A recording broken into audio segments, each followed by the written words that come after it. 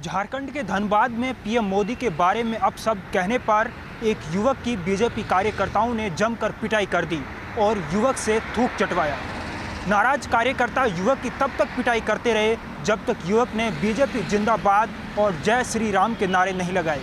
शुक्रवार को महात्मा गांधी की आदमकद प्रतिमा के नीचे प्रदर्शन कर रहे बीजेपी के कार्यकर्ताओं ने एक युवक की जमकर पिटाई की।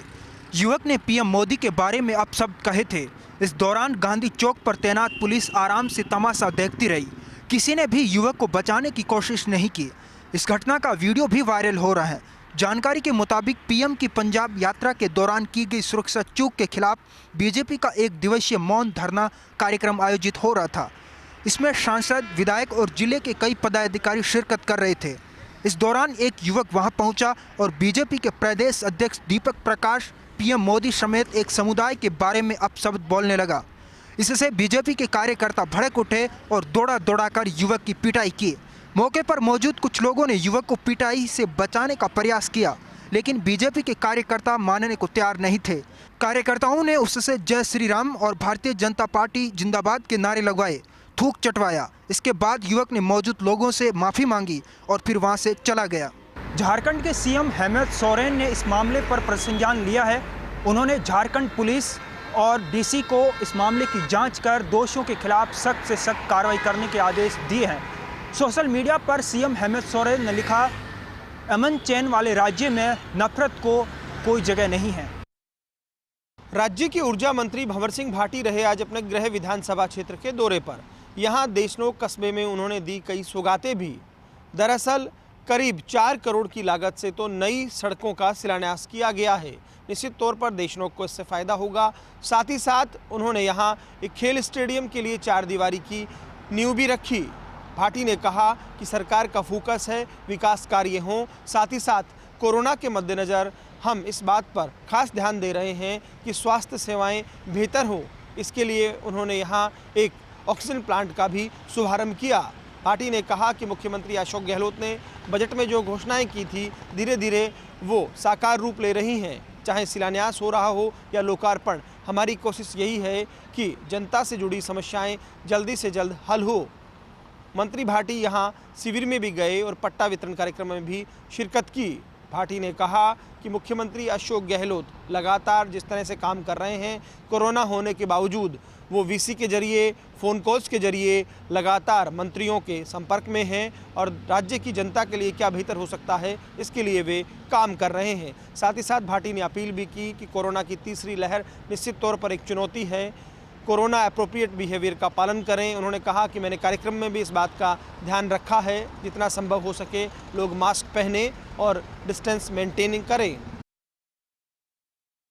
कोटा ग्रामीण एसीबी की यूनिट ने आज पट्टे बनाने में रिश्वतखोरी के खेल का खुलासा करते हुए आज ट्रैप की एक ऐसी कार्रवाई को अंजाम दिया जो कि आने वाले समय के लिए भी नजीर बन गई है। एसीबी ने पहले तो नगर निगम के घूसखोर संविदा कर्मी को ट्रैप किया और बाद में एसीबी की एसपी प्रेरणा शेखावत विधवा परिवादी के साथ खुद नगर निगम के कमिश्नर कीर्ति राठौड़ के पास गई और हाथों हाथ उसका पट्टा बनवा करके और परिवादी को पट्टा सुपुर्द करवाया। असल में कोटा के कोटुरी निवासी राधा गुप्ता के पति की मौत हो चुकी है और विधवा महिला के बच्चे भी उसके साथ नहीं रहते हैं। उसका 30 बाई 30 का मकान है और उसी का पट्टा बनवाने के लिए वो महीनों से नगर निगम के चक्कर काट रही थी। लेकिन वहां कार्यरत कंप्यूटर ऑपरेटर संविदा कर्मी नरेंद्र निर्भीक लगातार उस पर इस बात के लिए दबाव बना रहा था कि पट्टा तभी बनेगा जब वो 12,000 रुपये की घूस दे देगी। विधवा महिला ने अपनी गरीबी का हाल बताया तो उसके काम में अड़चनें डाल दी। आखिरकार घर के बगल में रहने वाले एक पत्रकार की सलाह पर परिवादी राधा गुप्ता ने एसीबी की शरण ली और कोटा एसीबी की ग्रामीण यूनिट के सीआई वासुदेव चारण की टीम ने आज नगर निगम की छत पर परिवादी से 9,000 रुपये की घूस लेते हुए संविदा कर्मी नरेंद्र निर्भीक को रंगे हाथों दबोच लिया। नागौर जिले के सदर थाना इलाके में 2.5 साल के मासूम के साथ कुकर्म की वारदात सामने आई है। पुलिस ने चंद घंटों में आरोपी को किया गिरफ्तार। पीड़ित मासूम के पिता की रिपोर्ट पर सदर थाना पुलिस ने महज 8 घंटे के भीतर ही आरोपी को दबोच लिया। मासूम घर के बाहर खेल रहा था, तभी आरोपी वहां आया और मासूम को उठाकर झाड़ियों में ले गया। झाड़ियों में उसने मासूम के साथ कुकर्म किया। इसके बाद आरोपी वहां से भाग गया। थोड़ी देर बाद मासूम की तलाश में परिजन वहां पहुंचे। मासूम झाड़ियों में रो रहा था, तभी घटना का पता चला। फिलहाल पुलिस ने आरोपी से पूछताछ शुरू कर दी है। नागौर सीओ विनोद कुमार ने जानकारी देते हुए बताया कि मासूम के पिता की रिपोर्ट पर कार्रवाई करते हुए मासूम के साथ कुकर्म करने के आरोपी कैलाश नाइक को गिरफ्तार कर लिया है। वहीं कैलाश नायक को नागौर के जवाहरलाल नेहरू अस्पताल में मेडिकल जांच कराई गई है और सदर थाना पुलिस पूछताछ कर रही है। वारदात के चंद घंटों बाद ही कैलाश नायक अपने गांव से भाग गया था। पुलिस ने अपने मुखबिर के नेटवर्क से आखिरकार उसे 8 घंटों के भीतर ही दबोच लिया। सदर थाना पुलिस इस मामले में जल्द ही चालान पेश करेगी ताकि आरोपी को जल्द से जल्द सजा मिल सके।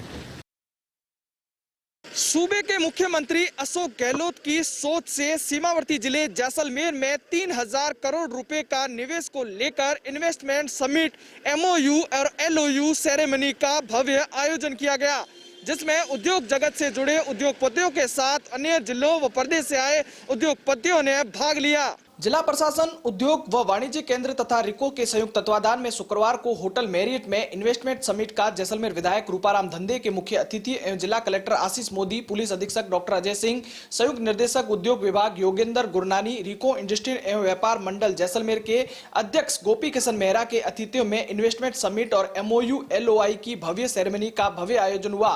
MOU और LOI सेरेमनी में उद्योग जगत से जुड़े निवेशकर्ताओं ने भारी उत्साह दिखाई दिया।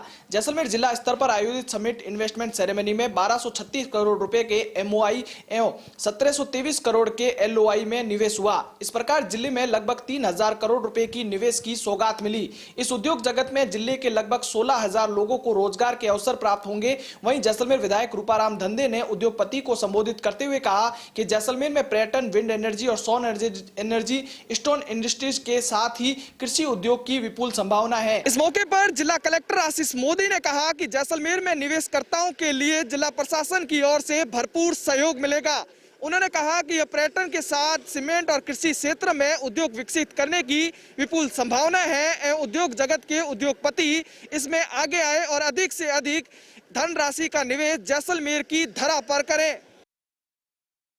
फिरोजपुर में आज पाकिस्तानी नाव मिलने से हड़कंप मच गया। आपको बता दें, ये वही इलाका है जहां बुधवार को PM के काफिले को रोका गया था। अब सुरक्षा एजेंसी इस मामले को गंभीरता से ले रही है और नाव में सवार लोगों की तलाश में जुटी है। वहीं पंजाब के मोगा में पुलिस ने 3 आतंकियों को गिरफ्तार किया, जिसके बाद जांच कमेटी हर एक पॉइंट को PM की सुरक्षा चूक मामले से लिंक कर जांच कर रही है। और जब पाकिस्तानी नाव बरामद हुई है, उस समय केंद्र सरकार की हाई लेवल कमेटी PM की सुरक्षा में हुई चूक की जांच के लिए फिरोजपुर पहुंची। इसमें गृह मंत्रालय के सुरक्षा सचिव सुधीर कुमार, IB के जॉइंट डायरेक्टर बलबीर सिंह और SPG के IG S सुरेश भी मौजूद थे, जिन्होंने मौके का जायजा लिया। फिर इस पूरे मामले को लेकर गृह मंत्रालय ने बठिंडा के SSP और पुलिस के अन्य 13 अधिकारियों को कारण बताओ नोटिस जारी किया है। पुलिस ने इस मामले में गंभीरता से जांच में जुट गई है। लेकिन मैं आपको बता दूं, गृह मंत्रालय ने साफ तौर पर SSP को कहा है कि कल शाम 5 बजे तक इस मामले में गंभीरता से जांच करे और जवाब दे।